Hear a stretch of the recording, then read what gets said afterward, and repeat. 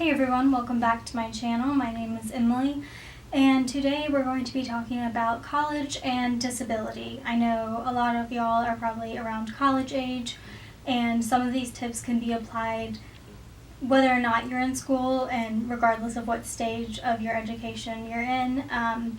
So yeah, let's get into it. So quick disclaimer, I graduated college last year, which is crazy to think it's already been a year. But I went to a school that was around 2 hours away from where I am living currently. So I did have family around. They could get to me if they needed to, if there was an emergency. And that was one thing that was really helpful. And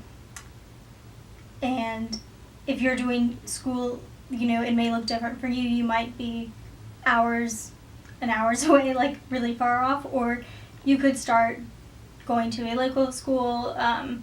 Maybe you start at a community college for 2 years. Maybe you're starting a couple classes online. It looks different for everyone, and don't compare yourself to others. Don't worry about what others are doing.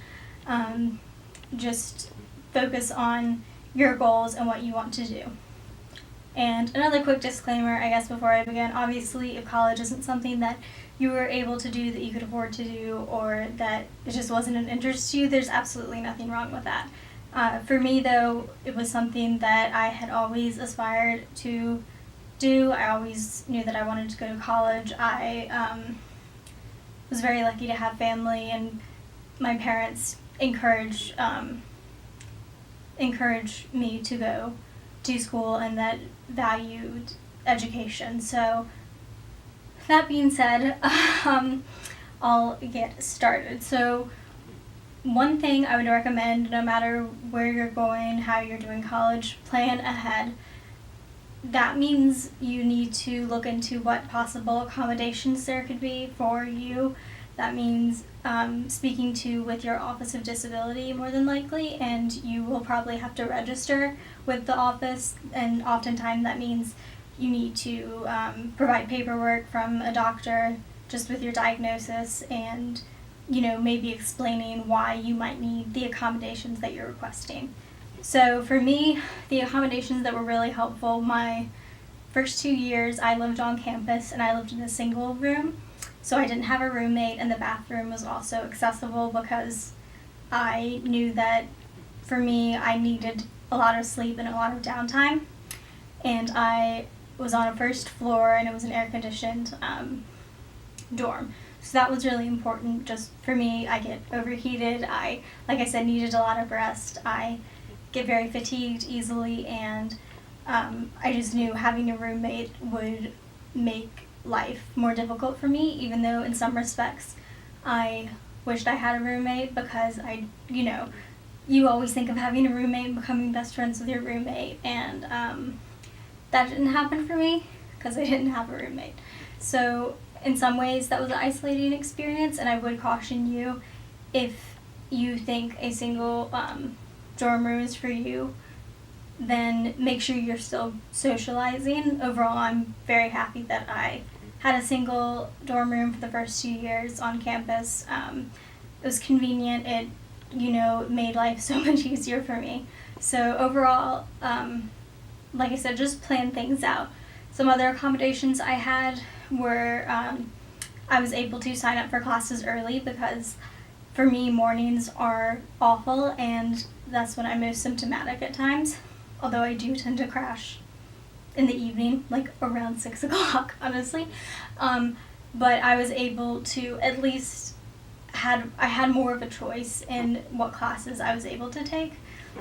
There were times where I didn't have a choice and I had to take, for example, my nonprofit studies classes were always at nighttime, which I hated, but that was my minor. I was a nonprofit studies minor, so I had to take those classes. However, most of the time, because I was able to register early, I could pick and choose my schedule, and I could make sure that I either had breaks between classes or the classes weren't too early in the morning. Another just general thing that isn't an accommodation that I would suggest as far as planning, make sure that your campus, if you're going to an actual campus, is accessible, if whatever that means for you. for me, a lot of that was making sure that I was able to have transportation. So we had buses around campus, and we also had buses that my junior and senior year, the buses went to the apartments, and I could hop on the buses and get dropped off pretty close to my classes. So that was important. It did kind of affect my scheduling a little because, of course, I wasn't driving, and therefore I had to plan things out a bit more and revolve my schedule around the bus, but it was really important to me. If you can't drive, just check into where the parking is. If you need a placard, that's something that you might want to look into if you don't already have a disability placard to allow you to park in the accessible spaces. Another accommodation that I had was making sure that whenever I had any sort of activities or presentations that I could sit down rather than stand up, and I knew that seems like something really simple, but for me, I would literally, and I still do sometimes, if I'm standing too long, I will stop speaking in complete sentences because the blood is all draining to my limbs and not going to my brain, so my brain doesn't have enough oxygen, and I'm also at risk for passing out when I'm standing, so that's not good. Some other accommodations, I did not necessarily have these. You can have your books be in an electronic form so you don't have to carry them, which I did do my senior year. I should have done that before my senior year because there were some really heavy books. You can also have extra time for your tests or take tests in a quiet environment outside of the classroom if you have test-related anxiety or if you have brain fog, things like that. It can be really helpful. There are just in general, a bunch of different things that I would recommend you look into. Ask your Office of Disabilities what kind of accommodations there are because you might not know exactly what you need to make your experience in college the best it can be, but they can tell you what tends to work for students and what they've found helps students the most. Another thing in regards to college and also just life in general is knowing your limits. This is something that is not an easy lesson for a lot of people, myself included, but I had to learn to sometimes take fewer classes than I thought I would be able to. Luckily, I came into school with a few credits, and I also took a class over the summer, and my first few semesters I took 16 credits, which averages around 15 credits at my school, at least for your freshman year. So that was really helpful to me, and I was able to take fewer credits at the end of my junior and senior year because I just found myself, I was exhausted. I knew that doing more than 12 hours, I wasn't going to function very well.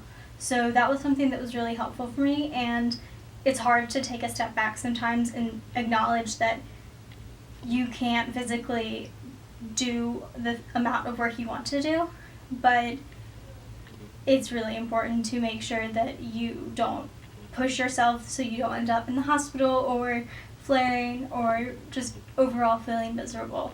So learning your limits is something that will happen over time, and the sooner you recognize your limits, both for academically and socially. I also had to, there were lots of things I wanted to do, but I had one extracurricular social activity that I did once a week.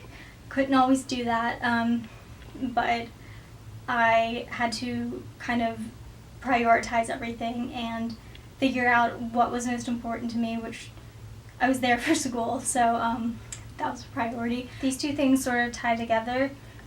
What you will learn in college is that you need to communicate really well with your professors, with your peers, with Office of Disabilities, with everyone. Because if you don't communicate your needs and your expectations and things like that, it will cause a lot of trouble. And you might cause yourself more trouble than, a situation is worth, or you might make things more complicated for yourself, and you don't want to do that. So, ask your professors for help if you need. Communicate what you need. If you need an extension, explain why. A lot of professors are pretty understanding. Do make sure you look at your syllabus for whatever class you're doing, because policies will vary as far as extensions and how many classes you can miss, things like that. But in general, in my experience, if I communicated what was going on with my professors and asked for help, then everything was okay.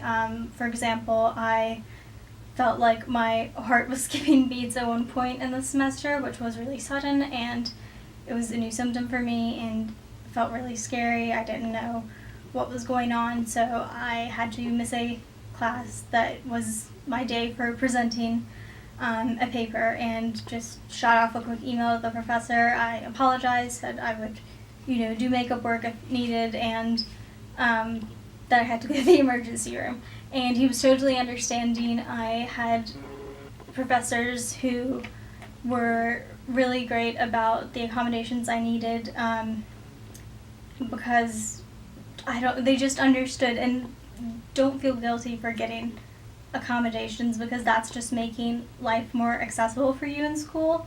It's leveling the playing field. There is nothing wrong with that. So don't feel like you're cheating the system somehow. You're not. You have those accommodations to make life more accessible for you. So definitely communicate with your professors and with your peers as well. There's a group project, which there inevitably will be a few group projects, unfortunately, for me at least, in college. Just communicate times that are best for you, and you don't have to get into details with anyone, really, your peers or your professors, about your disability if you don't want to. For me, that's just something that I don't have a problem sharing. I was happy to explain, to a degree at least, my disability to my professors as well as to my peers. But just disclose whatever you're comfortable with disclosing, but do set boundaries for yourselves, and also ask for help, both speak to your friends and ask for help, but also ask for help outside of college if you need. So that might mean talking to your parents, talking to a family member, a friend, someone who can just kind of help you get through whatever you're going through and help support you at that time. Take advantage of your support system, because you really need them in college, and you're going to need them throughout your life. And the sooner you realize that it's okay to ask for help, the better. Alright, so the last two things I am going to talk about is being patient with yourself, and also believing in yourself. And I know they both sound a little cliche, but you need to be patient with yourself, like I said earlier, and recognize that your pace is specifically for you, and that your journey is yours alone. And again, it's okay if it takes you longer than you wanted to graduate. It's okay if you have to retake a class or two. It's okay if your plans don't work out the exact way you wanted them to. Life with a disability, you learn to get creative and to be pretty flexible.